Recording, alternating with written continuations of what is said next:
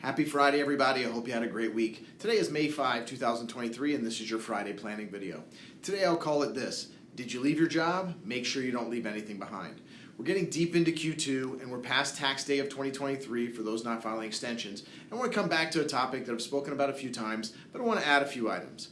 You've heard about the Great Resignation, as it has been come to be known as. The idea that many people are leaving their current jobs en masse. Just to go over some numbers, and then we'll talk about what all this means to you. All of this, as of this week, the JOLTS report, the Job Opening and Labor Turnover Survey, the reported number was down slightly from last month, but there were still over 9.5 million job openings, roughly 1.6 open jobs to available workers. That's down from over 2 jobs per available worker that we had seen just a few months ago. This has many implications, one of which is if there is a time to move jobs and change employers, this may be a good time for you. Of course, I'm not suggesting that anyone do that just because of the environment, but hear where I'm going with this. Now, this is not universal, but there were about 250,000 layoffs reported, and many of those were in the tech area. Not to be left out of financial services got into the act even as late as this week when Morgan Stanley announced another 3,000 layoffs. As I've mentioned before, this eco data may sound very benign, but make no mistake about it, these layoffs are real, and they're not just numbers, they're real people. Many of us know people in these positions, and I encourage everyone to put on their networking hats and try to assist these people in any way you can. There are a lot of reasons for the job movement, both the voluntary and the involuntary. In a recent CNBC survey, 76% of workers want to have the opportunity to work remotely and have flexible schedules. According to a recent Aviva survey, 48% of workers find remote work less stressful. They don't have to dress up, they don't have to sit in traffic, and they get to be closer to family. Now let's talk about job changes. That's the topic today.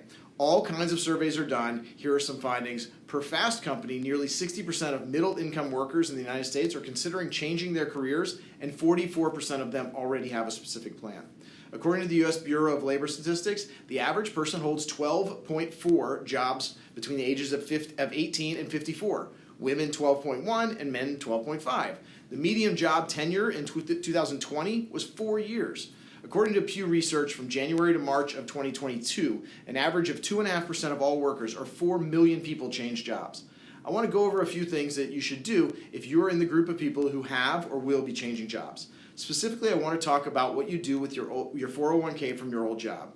I've spoken here before about the soon-to-be-established retirement savings lost and found. This was established in the in the Secure Act 2.0, and this will help millions of employees find their old missing 401k accounts.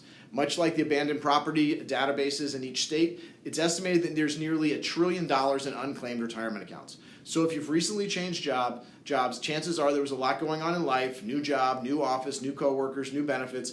And one of the things that is commonly left behind is the old 401k or 403b for those in the nonprofit world. This is a big deal, and I know with all that's going on, you probably thought that there was really no need to move the old plan, at least for now. Now, that may be true. I'll get into that. I'll get to that in just a moment. But I'm sure that no one but me has this issue. But if I don't do something when it's in front of mind and most appropriate time, I'll put it on this ever-growing to-do list, and before I know it, a year's gone by.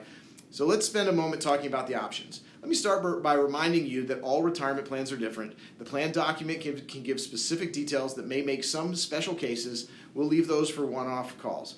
In most cases, you have 4 main choices when you leave a company. I want to make the options clear, and if you have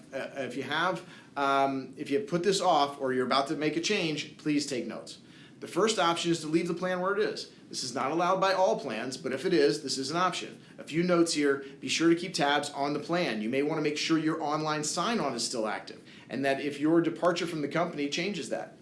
You also need to be sure that any time you move or change contact information, you update those records. Remember, the HR department will no longer have the easy way to update your mailing address and phone number. Another option is to roll over your plan assets to the plan of the new company. This is another one that depends on the company you're moving to. This will involve being sure you're eligible to make a rollover right away and that you can gain plan access. The next option is to leave the 401k or 403b system altogether and roll it into an IRA, an individual retirement account. In most cases, this will leave the oversight of the employer and revert to being your account, held at the institution of your choice. You should keep up to date on the investments as well as the contact information here also. Finally, you will almost always have the option of cashing out the account value of the plan. This will have the plan send you the money in the account without further restrictions. As you know, I don't give personal tax advice, but I will tell you, please talk to your tax advisor if you're setting up to do any of these. The tax effect differs on all of the different options. I want to deal with one very specific item, and it's beyond the scope of this video, but if you're involved in it, please be in touch and let's discuss. This is actually a big deal, or it could be. If you have company stock in your old employer in your plan, there are special tax laws that may apply. Please let me know if you want to discuss this special situation. Do not sell the stock or distribute it from your plan before you check with me, please.